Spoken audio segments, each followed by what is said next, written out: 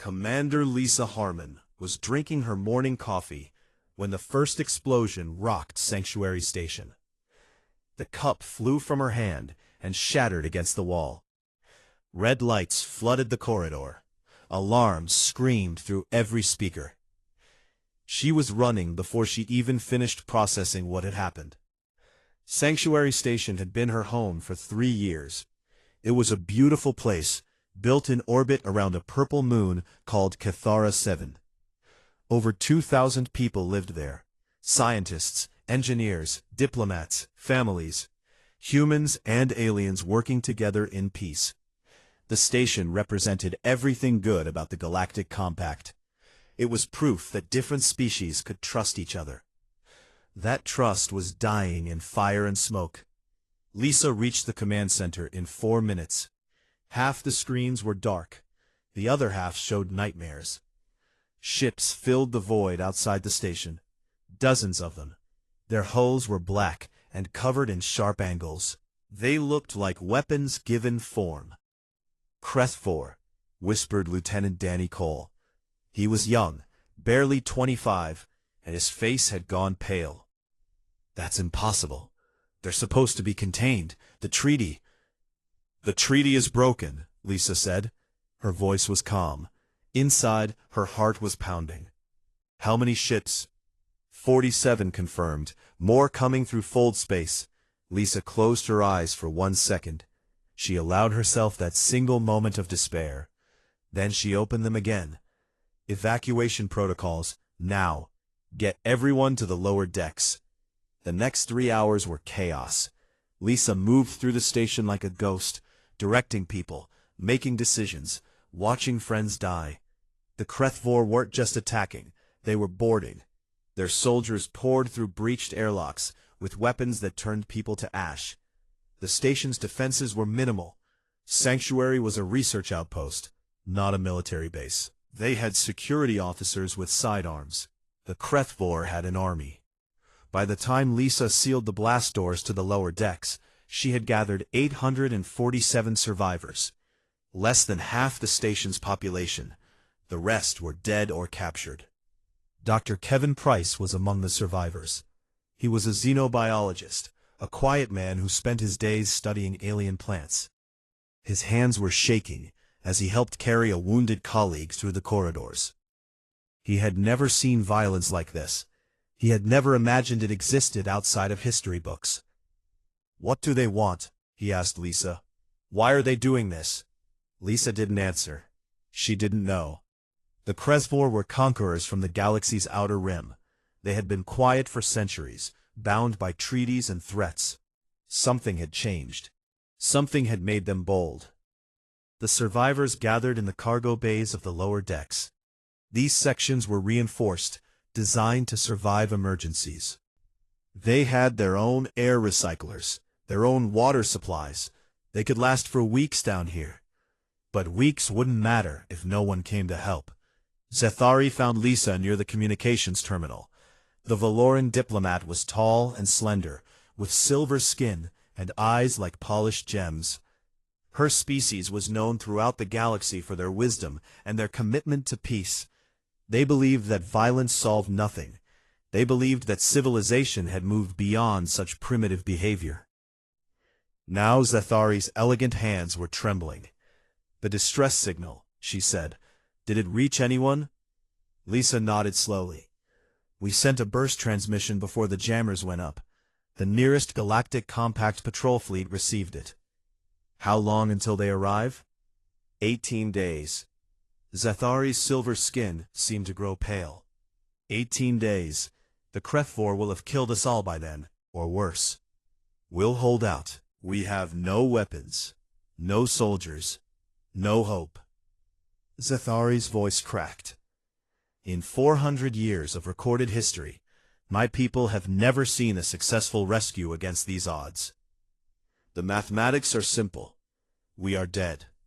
We simply haven't stopped breathing yet." Lisa turned to face the Valoran directly. Something burned in her eyes. Something that Zethari had never seen before. "Your people haven't seen it," Lisa said quietly. "But mine have. Before Zathari could respond, an engineer named Maria Santos approached. She was a small woman with dark hair and eyes red from crying. Her husband had been on the upper decks when the Krethvor came through. She knew he was gone. But her tears had dried now. Something harder had taken their place. "I've rigged the environmental systems," Maria said. "The Krethvor sensors won't be able to detect our life signs down here. We're invisible as long as we stay below Deck 7. "Good work," Lisa said. "What about supplies?" "Enough food for 3 weeks, if we ration carefully. Water won't be a problem. But medical supplies are limited. If people get hurt—" Maria didn't finish the sentence. She didn't need to. Lisa gathered the survivors in the main cargo bay that night. 847 people sat among crates and machinery, their faces lit by emergency lights. Humans and aliens together. Some were crying, some were praying. Most were simply staring at nothing, trying to understand how their safe, peaceful world had ended so quickly. Lisa stood on a crate so everyone could see her. "I know you're scared," she said. "I'm scared too. What happened today should never have happened. We came here to study and learn and build something good. And monsters came out of the dark to destroy it." She paused. Every eye was on her. "The Galactic Compact Fleet is 18 days away. The Krethvor think we'll be dead or captured long before then. They think we'll give up. They think we'll surrender." Lisa's voice hardened. "They don't know humans very well."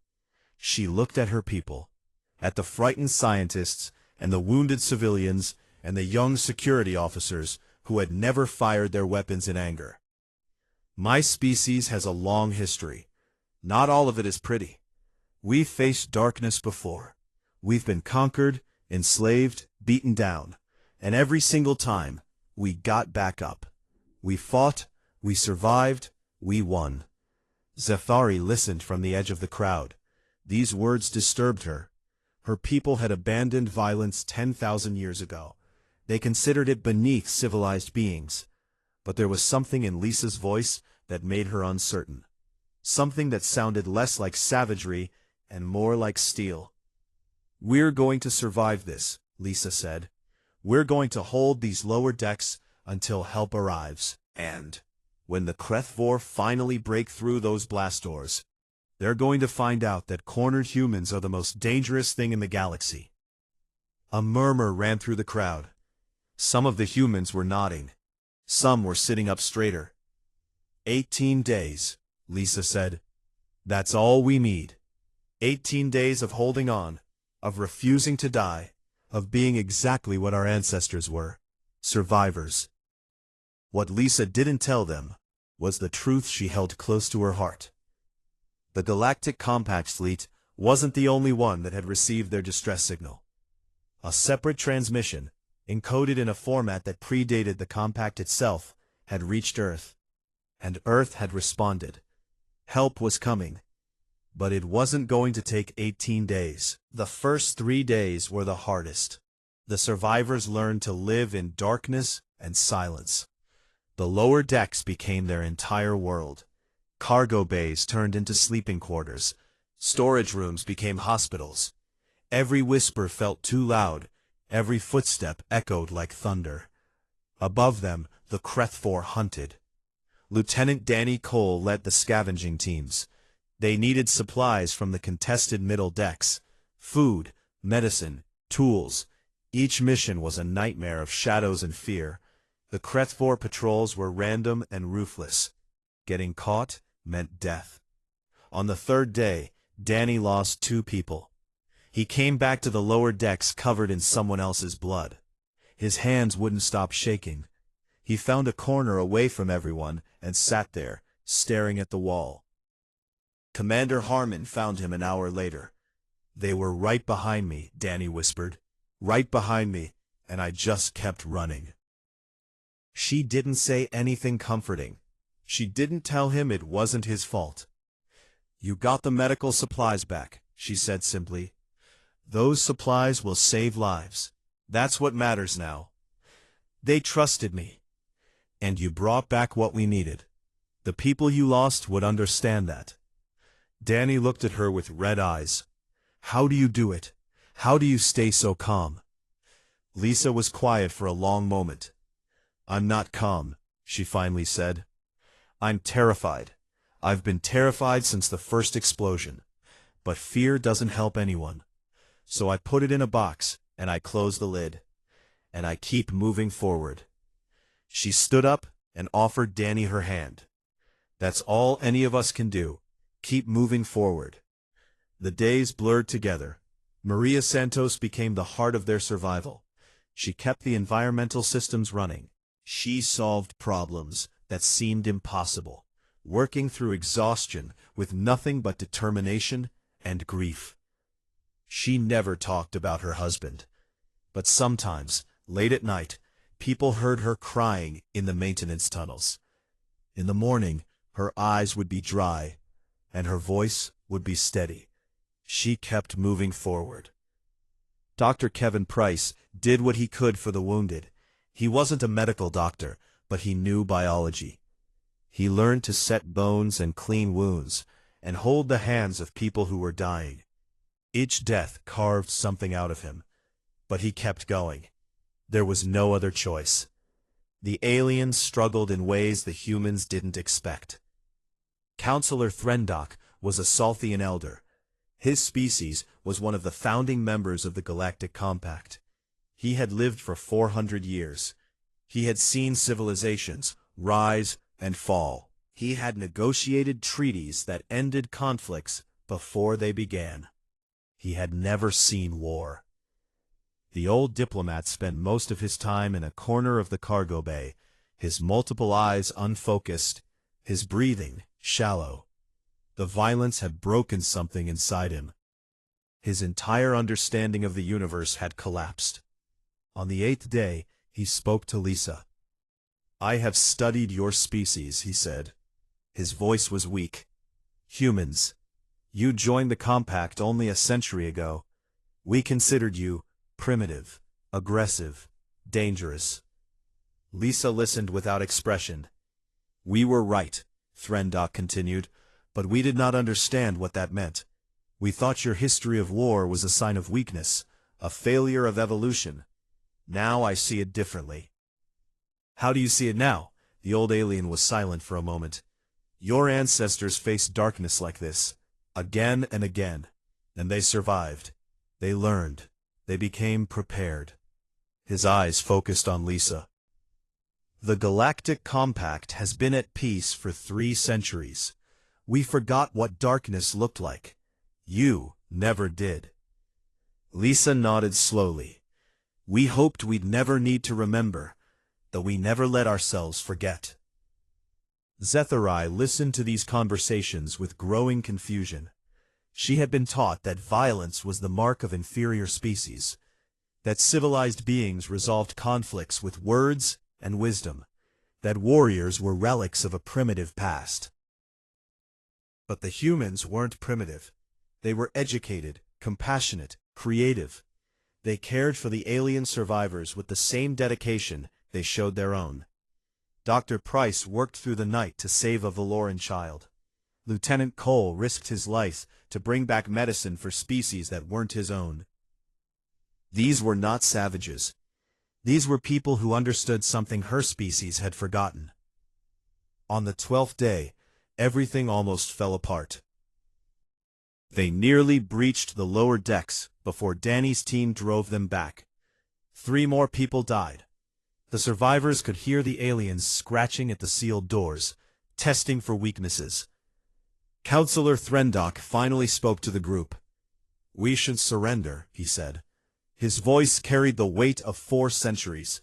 The Krethvor take prisoners. Perhaps we can negotiate. Perhaps some of us can survive. A murmur ran through the crowd. Some of the aliens nodded. Hope flickered in frightened eyes. Lisa stepped forward. No, Commander, the logic is clear. Continued resistance will only result in more deaths. If we surrender now, we're not surrendering. Lisa's voice was iron. The Krethvor aren't taking prisoners for ransom. They're not going to negotiate. Dr. Price found the records. They're harvesting people, taking them apart for biological materials. The hope in those frightened eyes died. Surrender means death, Lisa continued. A slower, worse death. At least here we have a chance. We have walls and people willing to fight. We have something the Krethvor don't expect. What is that? Zethari asked quietly. Lisa looked at her. We have humans. And humans don't give up. The 15th day changed everything. Maria Santos was running diagnostics on the communication systems when she caught it. A signal, faint and broken, cutting through the Krethvor jamming. It used an old encryption format. Very old. Pre-galactic compact. Only humans use that format. She ran to find Lisa. Her hands were shaking, but not from fear this time. Commander, you need to see this. Lisa stared at the decoded message. 5 words, simple and clear. Hold position. Cavalry incoming. For the first time in 15 days, Lisa Harmon smiled. She wanted to be sure. But that night, she found Zethari watching the stars through a small viewport.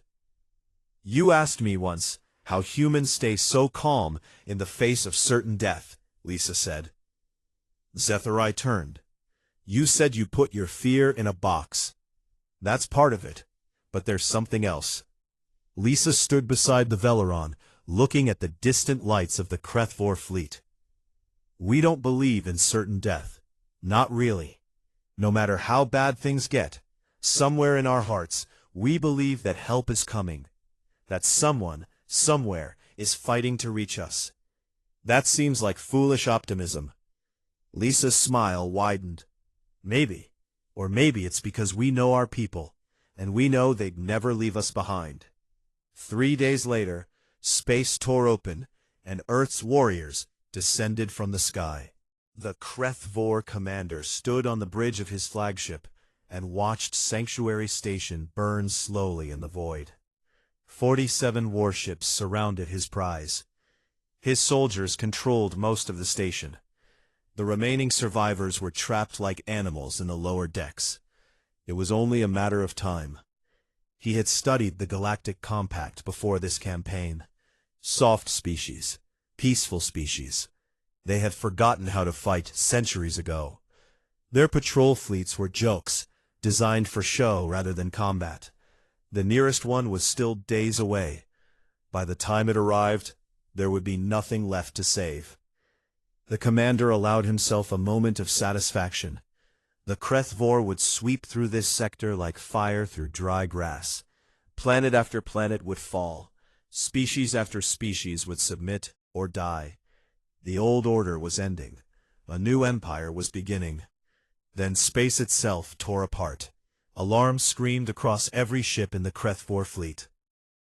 Sensors went wild.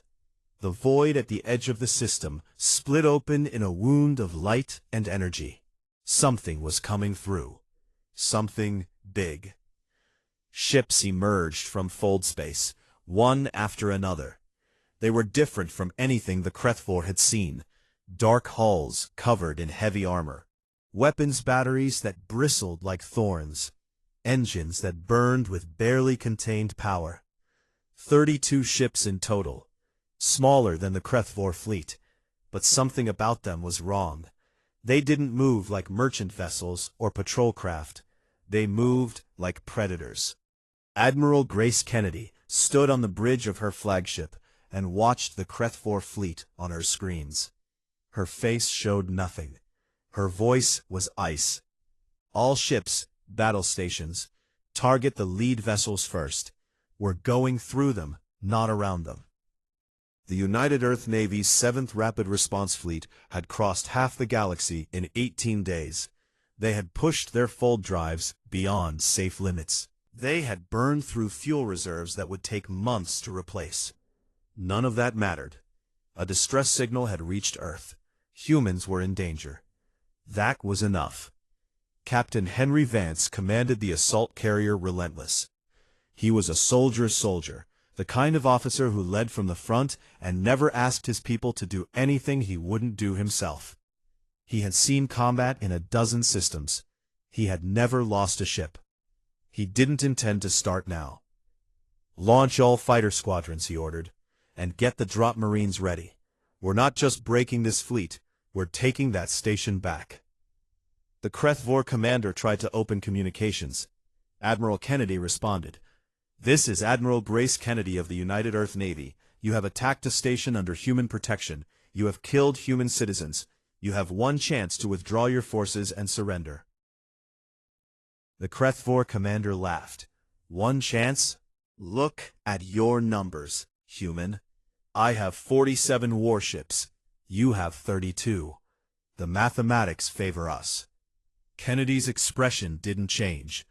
"The mathematics are about to get very complicated for you." She cut the communication. "All ships," she said calmly. "Weapons free." The battle lasted 2 hours. It felt like an eternity. The HFY fought the way they always fought. They kept their distance. They relied on long-range bombardment. Their weapons were powerful, designed to overwhelm shields and tear through armor from safety. This strategy had worked against every species they had encountered. It didn't work against humans. Human ships did something the HFY had never seen. They charged. They closed the distance at maximum burn, taking hits that should have destroyed them. Their armor held. Their shields flickered, but didn't fail. And when they got close, their weapons tore through HFY vessels like paper. Human naval doctrine was built on a simple principle: get close and hit hard. The galaxy had been at peace for so long that most species had forgotten how to really fight. They built ships for show, for deterrence, for the occasional police action. Humans built ships for war. Captain Vance watched a HFY cruiser break apart under concentrated fire from 3 human destroyers. "Scratch one," he muttered. "Focus on the next target. Don't let them regroup." The HFY tried to adapt. They tried to concentrate their fire on single human ships. They tried to form defensive formations. Nothing worked. The humans were too fast, too aggressive, too willing to take punishment, to deliver killing blows. Halfway through the battle, the HFY commander realized the truth. He wasn't fighting a defensive fleet. He was fighting hunters. On Sanctuary Station, the survivors heard the explosions through the hull, deep rumbles that shook the walls. Flashes of light visible through the viewports. Something massive was happening outside. Zethari pressed her face to a viewport and watched in disbelief. HFY ships were dying. One after another, they broke apart in silent explosions of fire and debris. And through the chaos, human ships moved with terrible purpose. "What are they?" she whispered. Commander Lisa Harmon stood beside her. For the first time in 18 days, she looked relaxed, almost peaceful. "That's the United Earth Navy," she said. "7th Rapid Response Fleet, if I had to guess." "I don't understand. The Galactic Compact has patrol fleets, police forces, but this—" Zethari gestured at the carnage outside. "This is something else entirely." "Yes," Lisa agreed. "This is what humans build when they're not trying to impress anyone. This is what we keep hidden away, hoping we'll never need it." "Why? Why would you maintain such a force when the galaxy is at peace?" Lisa's expression was complicated, sad and proud at the same time. "Because we remember what peace costs. We remember how easily it can break. And we refuse to let the darkness catch us unprepared." The battle entered its final phase. 19 HFY ships remained functional. They tried to retreat, to escape, to fold space and regroup. Admiral Kennedy didn't let them. "No survivors," she ordered quietly. "They came here to harvest our people. They don't get to run away and try again somewhere else." The human fleet closed in. The HFY commander sent one final transmission, demanding mercy, offering surrender. Kennedy received it. She considered it for exactly 3 seconds. "Surrender denied," she said. "You had your chance." The last Krethvor ship died 30 minutes later. Admiral Kennedy surveyed the debris field that had been an enemy fleet. 47 warships destroyed. Her own losses were minimal. 3 ships damaged, none destroyed. 12 crew members dead. 12 too many. But it could have been worse. She opened communications to Sanctuary Station. "This is Admiral Kennedy to any survivors. The threat has been neutralized. We're coming to get you." In the lower decks, Lisa Harmon heard the transmission. Tears streamed down her face. She didn't try to hide them. Around her, survivors were crying, laughing, hugging each other. Humans and aliens together. The nightmare was almost over. Almost.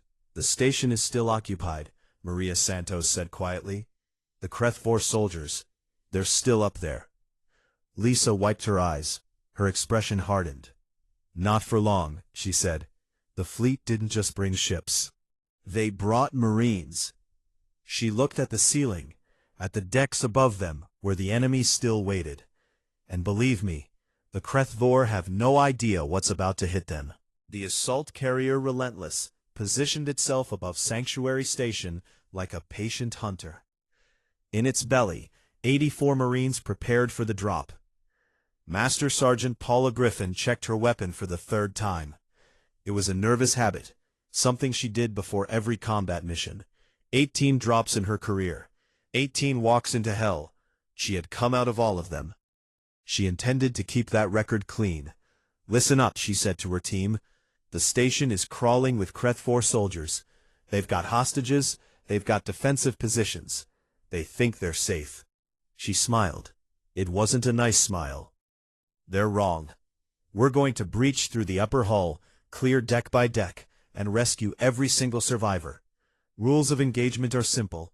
Protect civilians at all costs, minimize structural damage, and eliminate all hostile forces." The Marines nodded. They knew their jobs. "Any questions?" Private First Class Eddie Marsh raised his hand. He was young, barely 22. This was his first real combat drop. His face was pale but determined. "Sergeant, what if they use the hostages as shields?" Griffin looked at him steadily. "Then we get creative. We don't leave people behind, Marsh. Not ever. That's not negotiable." The drop alarm sounded. Red lights flooded the bay. The outer doors began to open, revealing the stars and the station below. "Time to go to work," Griffin said. "See you on the other side." The drop pods launched. Eddie Marsh felt his stomach drop as the pod accelerated toward the station. The G-forces pressed him into his seat. Through the small viewport, he could see other pods falling beside him. 84 points of light, descending like meteors. His heart was pounding so hard, he thought it might explode. But the training kept his hands steady. The training kept his breathing even. The training would keep him alive. The pod hit the station's hull with a thunderous impact. Cutting charges fired, burning through metal and plastic. Then the pod opened, and Eddie was inside the station, his weapon raised, his eyes scanning for threats. He found them immediately. 3 Krethvor soldiers stood in the cargo bay he had breached. They were tall, reptilian, covered in scales that served as natural armor. Their eyes widened in shock. They hadn't expected anyone to come through the ceiling. Eddie didn't give them time to recover. He fired 3 times. 3 bodies fell. Training. It was all training. More pods crashed through the hull around him. His squadmates emerged, weapons ready.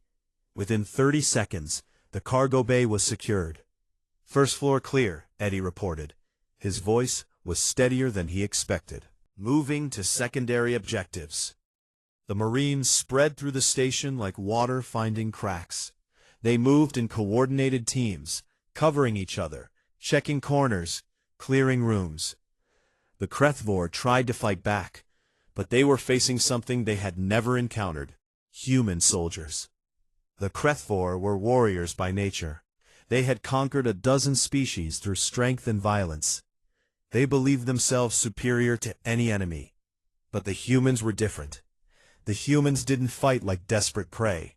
They fought like professionals. Every movement was precise. Every shot was accurate. Every decision was calculated. Master Sergeant Griffin led her team through the science deck. They found a group of hostages, barricaded in a laboratory. Veleron children, their silver faces streaked with tears. A Krethvor guard stood over them, weapon raised. "Drop it," Griffin said calmly. "Come closer, and I kill them all." Griffin didn't hesitate. She didn't negotiate.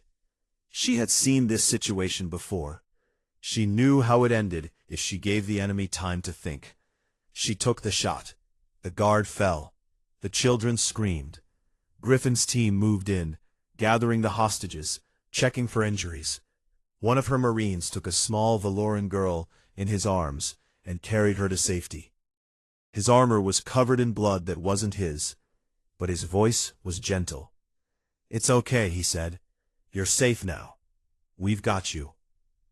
On the lower decks, Commander Lisa Harmon heard the sounds of battle above. She gathered her people. "The Marines are here," she said, "but they're fighting from the top down. We can help by fighting from the bottom up." Lieutenant Danny Cole stepped forward. His eyes were different now. Harder. The boy who had broken down after losing people was gone. Something stronger had taken his place. "I'm ready," he said. Maria Santos grabbed a tool that could double as a weapon. "So am I." They moved upward through the maintenance tunnels.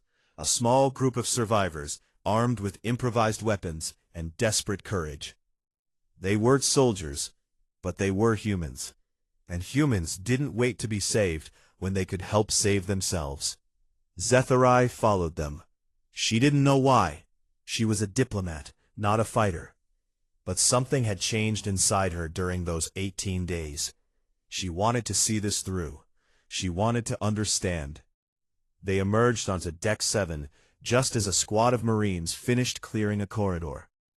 Eddie Marsh turned at the sound, weapon raised, then lowered it when he saw civilians.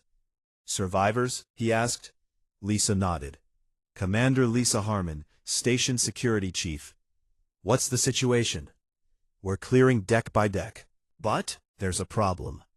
Eddie's jaw tightened. "The Krethvor commander has fortified the main command center. He's got at least 50 soldiers and a lot of hostages.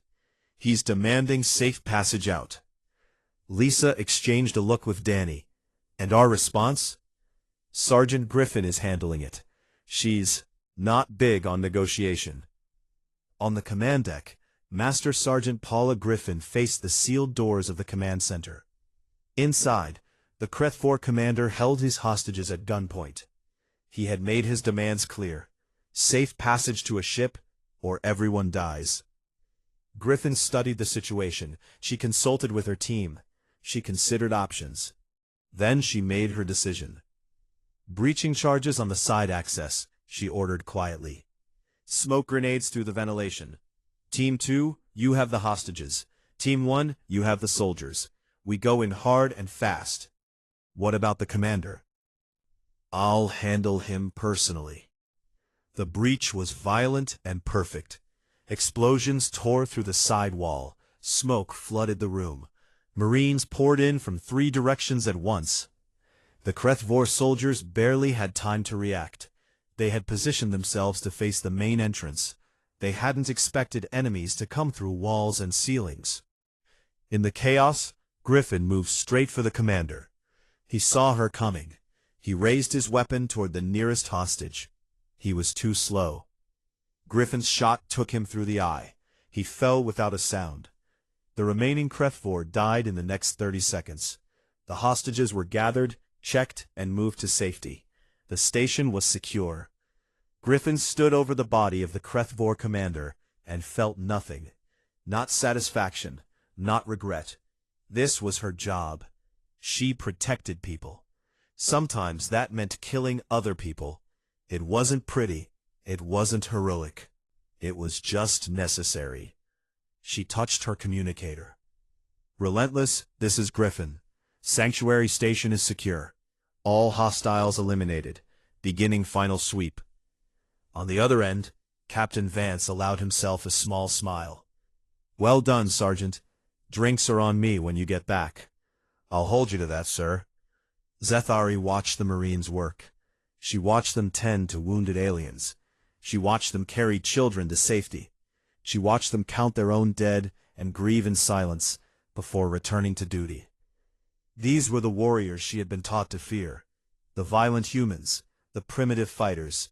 They were also the most compassionate people she had ever seen.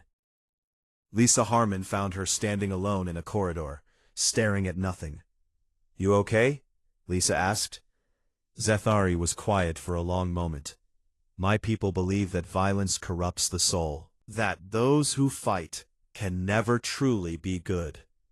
And now, the Valoran looked at Lisa with new eyes. "Now I believe we were wrong. These warriors, they fight because they care. They kill so that others can live. There is nothing corrupt about that." Lisa nodded slowly. "We're not proud of what we are, but we accept it, because someone has to stand between the darkness and the innocent. Someone has to be willing to pay the price." She looked at the Marines moving through the station, securing every corner, checking every survivor. "We decided a long time ago that the price was worth paying." 3 months had passed since the battle for Sanctuary Station. The station had been repaired. The dead had been mourned. The survivors had begun to heal. But the galaxy itself had changed. Something fundamental had shifted in the way other species looked at humanity. The Galactic Compact convened an emergency council on the capital world. Representatives from 100 species gathered in a chamber that had witnessed 3 centuries of peaceful debate. Today, the topic was different. Today, they would discuss war. Admiral Grace Kennedy stood before the assembly. Her uniform was perfect. Her face was calm. She had been asked to explain what had happened at Cathara 7. More importantly, she had been asked to explain why. "The Krethvor believed the galaxy was undefended," she began. "They believed that 3 centuries of peace had made every species soft, weak, unable to fight back." She paused, letting the words settle. Most species had reduced their military capabilities to symbolic levels. Your patrol fleets are designed for show, not combat. Your weapons are relics of a past you'd rather forget. Murmurs ran through the assembly. Kennedy continued without flinching. "Humanity took a different path. We hoped for peace. We worked for peace. We contributed to the Galactic Compact and respected its laws. But we never forgot what the darkness looked like. We maintained a military force capable of projecting power across the galaxy. We trained soldiers who could fight and win against any enemy." One of the delegates stood. He was a Salthian, an ancient species known for their wisdom. His voice was sharp. "You speak of this as virtue, but what you describe is paranoia, aggression barely contained. How can we trust a species that prepares for war while preaching peace?" Kennedy's expression didn't change. When Sanctuary Station was attacked, the Galactic Compact fleet was 18 days away. The Krethvor would have killed or enslaved every survivor long before it arrived. But Earth's 7th Fleet arrived in 18 days from halfway across the galaxy. We pushed our ships beyond safe limits. We burned through resources that will take months to replace. She leaned forward slightly. We did that because humans were in danger. We also did it because aliens were in danger. Valorans, Salthians, species that had nothing to do with us. We didn't ask what species the survivors were. We didn't calculate whether the mission was worth the cost. People were dying. That was enough. The Salthian delegate had no response. Zethari rose from her seat in the Valoran section. She had spent 3 months preparing for this moment. Her government had asked her to speak on human affairs. She had accepted, knowing that what she said would shape her species' future relationship with Earth. "I was on Sanctuary Station," she said. Her voice carried through the chamber. "I lived through 18 days of darkness. I watched my friends die. I waited for a rescue I believed would never come." She looked at the assembly. "When the Kreth-4 attacked, I despaired. My species believes that violence solves nothing. We have not fought a war in 10,000 years. I thought this made us civilized. I thought this made us better than species like humanity." Her gaze found Admiral Kennedy. "I was wrong." The chamber went silent. I watched human soldiers descend from the sky. I watched them fight through the station, room by room, risking their lives for people they had never met. I saw a Marine take a wound protecting Valoran children. I saw another carry a wounded Salthian to safety while still fighting. Her voice grew stronger. These warriors were not savages. They were not monsters. They were professionals who understood something my species had forgotten. Some things are worth fighting for. Some darkness can only be defeated by those willing to stand against it. She turned to address the entire assembly. Humanity does not love war. They do not seek conflict, but they understand that evil exists, and evil does not negotiate. When they fight for everyone. When they protect everyone. Counselor Threndock rose slowly. He was ancient even by Salthian standards, and his presence commanded respect. "I too was on Sanctuary Station. I suggested surrender. I believed that resistance was foolish, that mathematics favored death over hope." He looked at the human delegation with something like shame. "The humans taught me that mathematics is not everything. Sometimes the will to survive changes the equation. Sometimes the refusal to give up creates possibilities that logic cannot predict." He straightened, finding a dignity that had been missing since the attack. "I propose a new treaty. A mutual defense agreement with Earth, serving as the primary rapid response force for the Galactic Compact. Let humanity be our guardians. Let their warriors stand between us and the darkness." The vote took 3 days. The debate was fierce. Many species still feared human military power. Many still believed that maintaining such forces was barbaric, dangerous, wrong. But in the end, the vote passed. Barely. The galaxy had learned something from Sanctuary Station. Peace was precious. Peace was worth preserving. And sometimes, preserving peace required warriors. On Sanctuary Station, life slowly returned to normal. Dr. Kevin Price went back to his research. He studied alien plants and wrote papers and tried to pretend that 18 days of darkness hadn't changed him. But he kept a small model of the Relentless on his desk. Sometimes, when the work got hard, he looked at it and remembered what humans could do when they refused to give up. Lieutenant Danny Cole submitted a transfer request. He wanted to join the United Earth Marines. The boy who had broken down after losing people was gone. In his place was a man who had learned something important. Some fights were worth fighting. Some prices were worth paying. His request was approved. Maria Santos rebuilt her life. She took over as the station's chief engineer. She named her biggest project after her late husband. She still cried sometimes, late at night, when no one was watching. But in the morning, she got up and kept working. She kept moving forward. That was what humans did. Master Sergeant Paula Griffin and her Marines returned to the Relentless. They would be deployed again soon. There was always another crisis, another threat, another group of people who needed protection. Griffin didn't mind. This was her life. This was her purpose. Captain Vance kept his promise. He bought the drinks. Admiral Kennedy received a commendation from Earth's government. She filed it away without reading it.